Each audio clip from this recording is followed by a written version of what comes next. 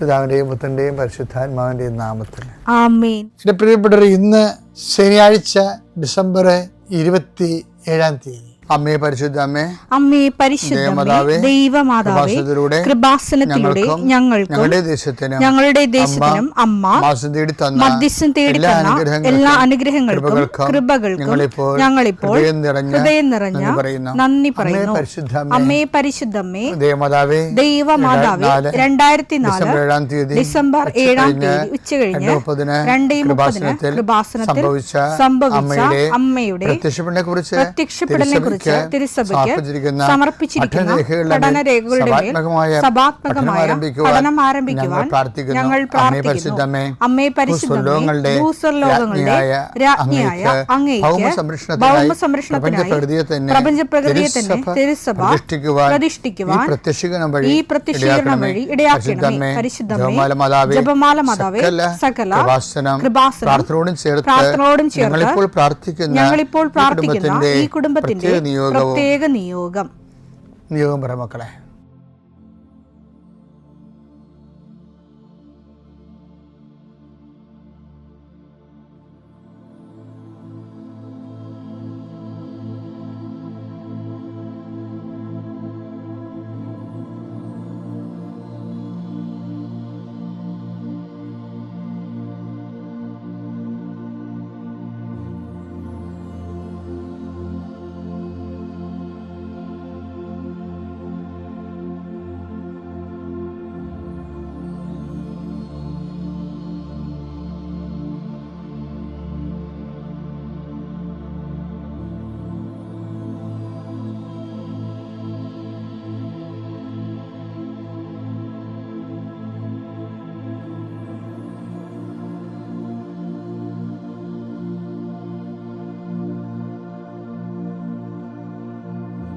അമ്മയുടെ പ്രത്യക്ഷീകരണത്തിന്റെ ഈ അനുഗ്രഹവേളയിൽ ഞങ്ങൾക്ക് സാധിച്ചു തരുവാൻ കനിയണമേ. ആമേൻ. വിശ്വാസ പ്രമാണം.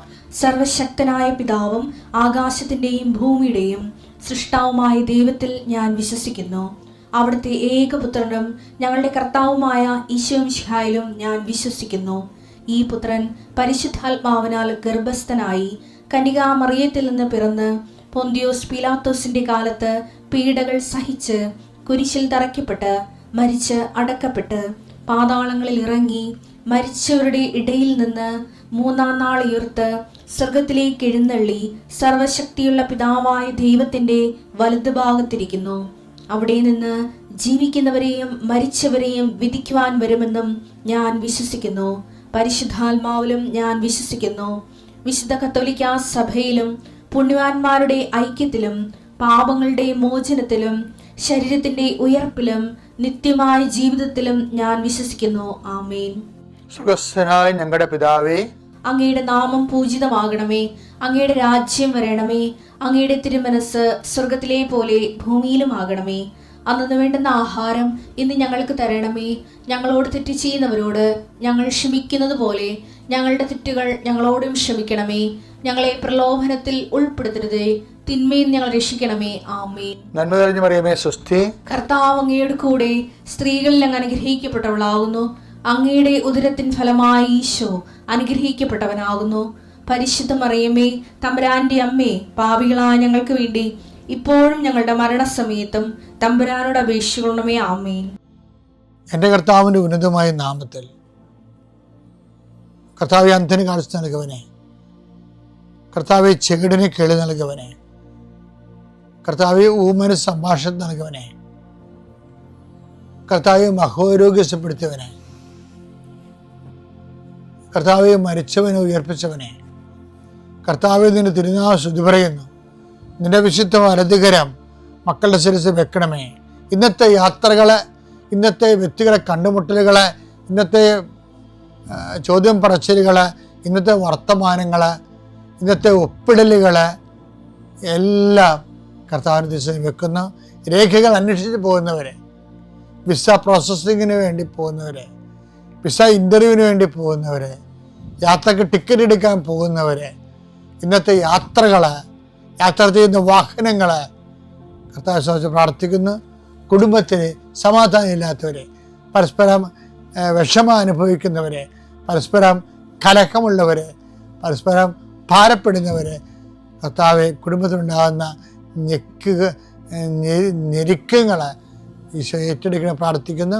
40 വർഷം അങ്ങയുടെ തിരുസന്നിധി നടത്തിയ സുവിശേഷ ജീവിതത്തിൻ്റെ യോഗ്യതയാൽ, പരിശുദ്ധ കുർബാനയുടെ യോഗ്യതയാൽ, പിതാവിൻ്റെയും പുത്രൻ്റെയും പരിശുദ്ധാത്മാവിൻ്റെയും നാമത്തിൽ നീ ഇന്നത്തെ ദിവസം, നിൻ്റെ ദിവസം, നിൻ്റെ ഉദ്യമങ്ങൾ കർത്താവ് നിന്നെ അനുഗ്രഹിച്ച് നീ സന്തോഷത്തോടെ രാത്രി ഉടനയാൻ കർത്താവ് ഇടയാക്കട്ടെ. മത്തായി 21:32.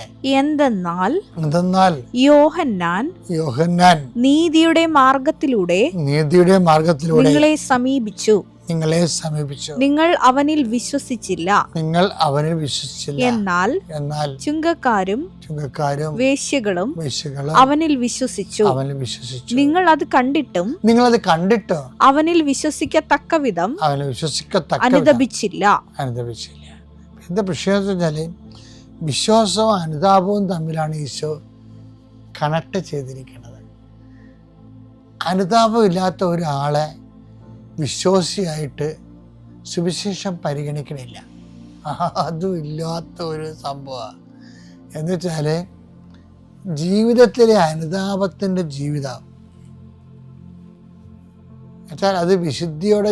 അനുതാപം എന്ന് പറയുമ്പോൾ എന്താണ്? നമുക്കൊരു അബദ്ധം സംഭവിച്ചു കഴിയുമ്പോൾ നമ്മൾ കർത്താവിൻ്റെ തിരുസന്നിധിയിൽ അയ്യോ അത് ദൈവസ്നേഹത്തിൽ നമ്മൾ അകന്നു പോയല്ലോ എന്ന് ഓർത്തിട്ട് അത് തിരുത്തണമല്ലേ.